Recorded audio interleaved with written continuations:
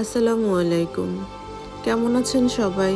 চলে আসলাম আজকে আপনাদের আরেকটি পছন্দের খাবার নিয়ে, হচ্ছে পুডিং। তো চলুন আমরা পুডিং প্রসেসটা দেখে নিই। প্রথমে আমি এখানে 3 পোয়া পরিমাণ দুধ জাল দিয়ে নিয়েছি। তো জাল দিয়ে একটু ঘন করে নেব এবং ঠান্ডা করে নেব। তারপর ক্যারামেল তৈরি করে নিব। ক্যারামেলের জন্য এখানে আমি 3 থেকে 4 চামচ পরিমাণ চিনি নিয়েছি এবং 2-3 চামচ পরিমাণ পানি দিয়ে দিয়েছি। এখানে ক্যারামেলটা তৈরি করার সময় প্রথমেই এটিকে নাড়াচাড়া করা যাবে না। কিছুক্ষণ চিনিটি এবং পানিটি এভাবে ফুটে আসার পরে তারপর একটি স্পুন দিয়ে নেড়ে নিতে হবে। দেখুন এখানে আস্তে আস্তে ক্যারামেলটি তার কালার চলে আসছে। ওইখানে বলে রাখি, প্রথমেই যদি চিনি এবং পানি দেওয়ার পরে নাড়াচাড়া দেওয়া হয় তাহলে ক্যারামেলটি ভালো হবে না। এবারে ক্যারামেলটি আমি নামিয়ে একটি মোল্ডে সেট করে নিলাম। এখন আমি বাকি লিকুইডটি তৈরি করে নিব। আমি এখানে 3টি ডিম নিয়েছি এবং হাফ কাপ পরিমাণ চিনি নিয়েছি। চিনিটি আপনারা আপনাদের পছন্দ অনুযায়ী দিবেন, কারণ অনেকেই আমরা মিষ্টি বেশি পছন্দ করি, অনেকে মিষ্টি কম পছন্দ করি, সেই অনুযায়ী সামান্য একটু কম বেশি করে দিবেন। এখানে আমি আগে ডিমটি ফেটিয়ে নিচ্ছি, তবে খুব বেশি ফেটানো যাবে না, যেন ফেনা ফেনা হয়ে যায়, এরকম করা যাবে না। দেখুন আমি সাবধানে ডিমের কুসুমগুলো ভেঙে আস্তে করে মিশিয়ে নিচ্ছি। এরপরে আমি চিনিটি এর মধ্যে দিয়ে দিব এবং চিনিটি না গলা পর্যন্ত এটিকে অনবরত নাড়তে থাকব। চিনিটি গলানো হয়ে গেলে আমি এর মধ্যে আগে থেকে জাল দিয়ে রাখা দুধগুলো ঢেলে দিলাম। এবার আমি সবগুলো মিশ্রণ একসাথে মিশিয়ে নিব।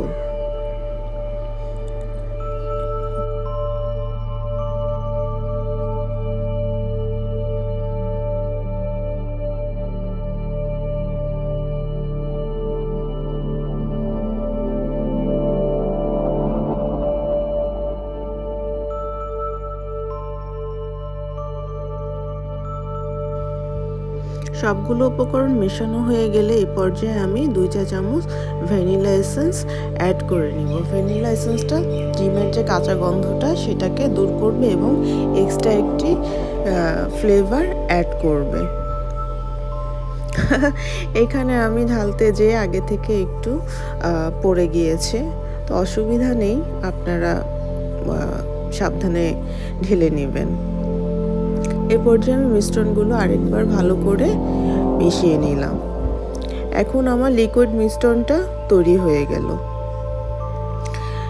এখন দেখতে পাচ্ছেন এইখানে যে মোল্ডে আগে থেকে ক্যারামেলটা ঢেলে রেখেছিলাম এটা কিন্তু শুকিয়ে গিয়েছে। আমি লিকুইডটা একটি ছাঁকনির সাহায্যে ছেঁকে নিচ্ছি, এতে করে লাম্পসগুলো সব ছাঁকনিতে আটকে যাবে এবং পুডিংটা খুব স্মুথ হবে।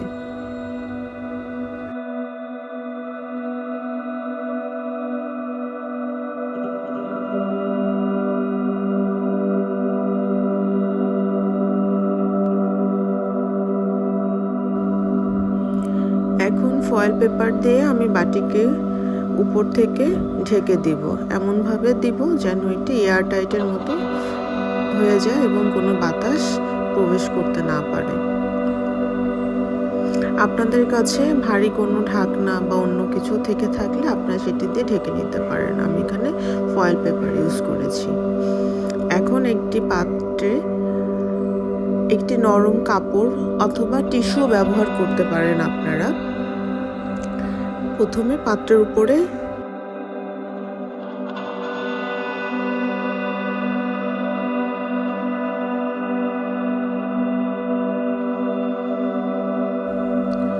এখন আমি এই পাত্রের মধ্যে গরম পানি ঢেলে দিব এবং গরম পানিটি পাত্রের অর্ধেক পরিমাণ দিব, যেন পাত্রটি অর্ধেক ডুবে থাকে এবং অর্ধেক পানির উপরে থাকে।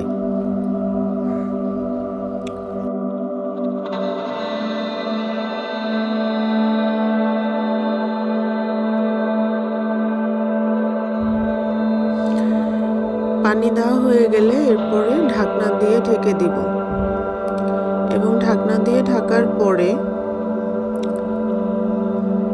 যে ছিদ্রটি আছে ছিদ্রটি বন্ধ করে দেব যেন গরম তাপটা বা বাতাস বাইরে বের হয়ে আসতে না পারে।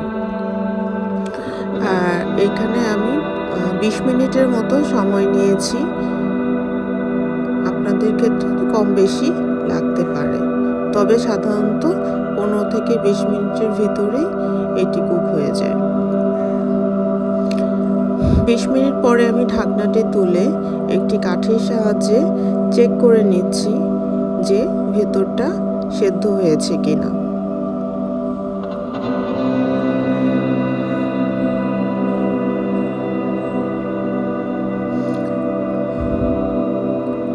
যদি কাঁচা থাকে তাহলে এই কাঠিতে কিছুটা লেগে আসবে, আর যদি সেদ্ধ হয়ে যায় তাহলে কাঠিটি একেবারেই স্মুথ থাকবে। দেখুন আমি 2-3 বার কাঠিটি দিয়ে ট্রাই করেছি, কাঠির সাথে কিছুই উঠে আসেনি, তার মানে আমার পুডিংটা ভেতরে সম্পূর্ণ সেদ্ধ হয়ে গিয়েছে। এখন চুলা থেকে নামিয়ে এটিকে প্রথমে ঠান্ডা করে নেব। ঠান্ডা হওয়ার পরে ফ্রিজে 1-1.5 ঘন্টার জন্য রেখে দিব। আমি ঘন্টাখানেক পরে ফ্রিজ থেকে এটি বের করে এনেছি। দেখুন কি সুন্দর এটি জমাট বেঁধেছে।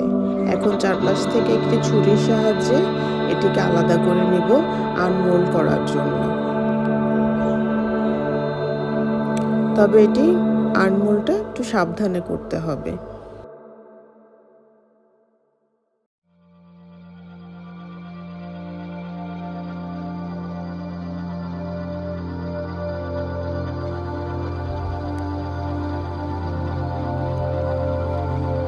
দেখুন কি চমৎকারভাবে আমার পুডিংটি জমাট বেঁধে গিয়েছে।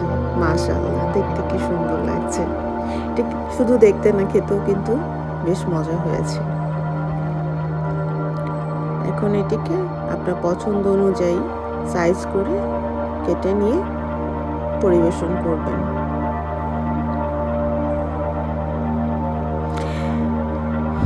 ভিডিওটি দেখে যদি কেউ ট্রাই করে থাকেন অবশ্যই জানাবেন কেমন হয়েছে।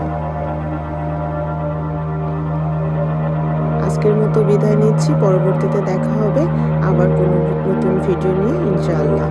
টিল দেন সবাই ভালো থাকবেন। আল্লাহ হাফেজ। আসসালামু আলাইকুম।